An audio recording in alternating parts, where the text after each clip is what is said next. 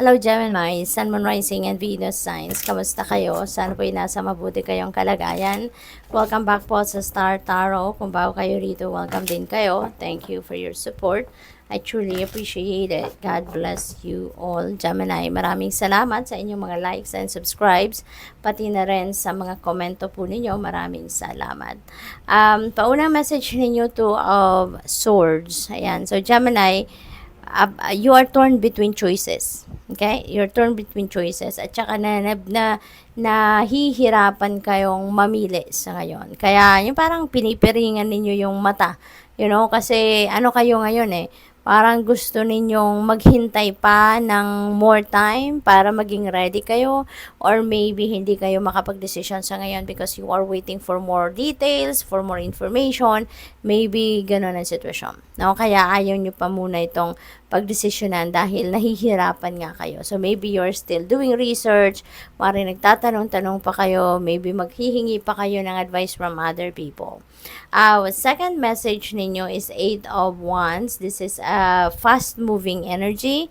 Kaya meron dito mga mabilisan, no? Mabilisan ang paggalaw, mabilisan yung turnout ng mga bagay-bagay, mabilisan yung movement ninyo at this time. Kasi ano to, parang things are going to progress faster, things are going to move quickly, no?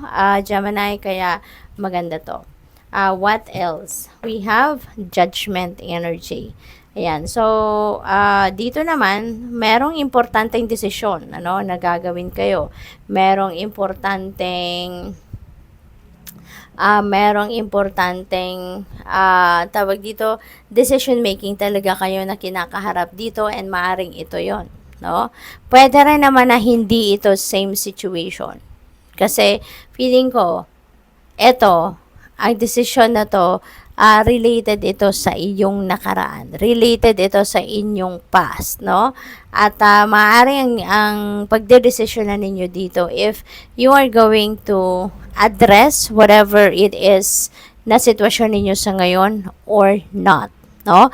Pwedeng ganon. Kasi i-address mo na or hindi. Kasi ano na to eh, dati pa meron na kayong sitwasyon na ganito. Dati pa, alam mo yun, nandiyan na yung sitwasyon na to, pero maaaring ini-ignore nyo lang or hindi ninyo naaasikaso, hindi ninyo napagtutuunan ng pansin. So, probably meron ganong ganap ang sitwasyon na to. But then, hanggat hindi ninyo na-address ito, hindi ninyo natututunan yung lesson na dapat ninyong matutunan from that situation, babalik at babalik yan. Kaya ngayon, nandito na naman siya. No? So, this is Archangel Gabriel, no? Calling on you na Gemini, look into it na.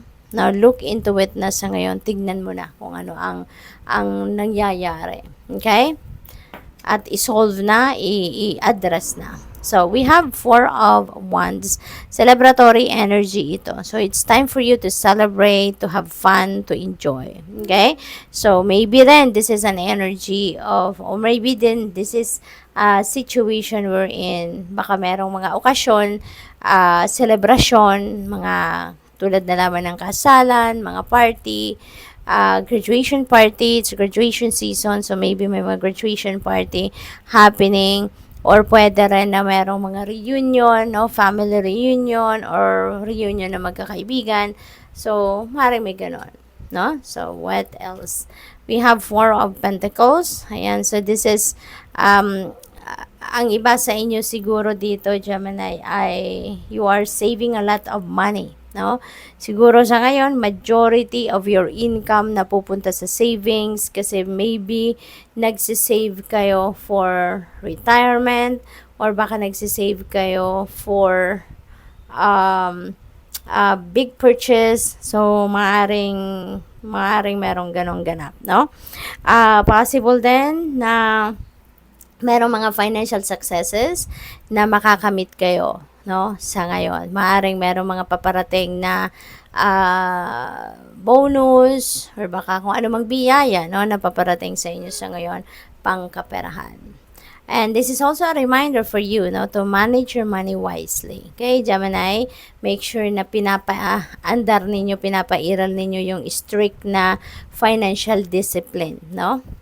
We have 10 of Pentacles. This is really beautiful kasi this is about wealth, no? This is about wealth. This is about prosperity and abundance. Meron ditong financial gain na paparating at inheritance, no? Maaaring meron mga pag-uusap regarding inheritance sa inyo sa ngayon. And this is also about stability, financial stability. So siguro ang iba sa inyo, that is what you are working on sa ngayon, yung inyong financial stability. Okay? Pwedeng meron kayong rito, meron kayong ipon na, no? At yung ipon na yan, it's not only ipon for few weeks, for few months, but this is for the long term. We have 2 of Pentacles, multitasking, no? Parang ang sipag ninyo, marami kayong ginagawa, marami kayong pinagkakaabalahan, and maybe you have too much on your plate, no? Maybe you have too much on your plate, kaya kayo yung nagmo-multitasking dahil gusto ninyong matapos, no, ang inyong mga ginagawa in a short period of time. Kaya maaaring kailangan din ninyo rito ng balance, okay? Balance your life, balance kung ano man ang inyong mga ginagawa para nang sa gayon magkaroon pa rin kayo ng oras para sa sarili ninyo, para sa pagsa-self-care, okay? Hindi lang yan puro sa trabaho. What else? We have Knight of Wands. May travel. Siguro ang iba sa inyo, Gemini, and maybe this is a road trip, no? Baka magta-travel kayo by land. And kung ano man ang rason ng pagta-travel ninyo yan, maybe that is related to opportunities, no? Maaring merong mga oportunidad sa buhay ninyo for adventure, for trabaho, maaring ganon. Kaya kayo ay magta-travel, no? Pwede rin na yung mga ventures ninyo sa ngayon, maybe yun ang inaasikaso ninyo, yun ang link dito sa inyong pagta-travel, yung mga ventures ninyong dati na ninyong ginawa or sinimulan, no? And everything is going well. Kaya this is really a beautiful energy. Good luck sa'yo. Thank you for watching. Love and light. Namaste.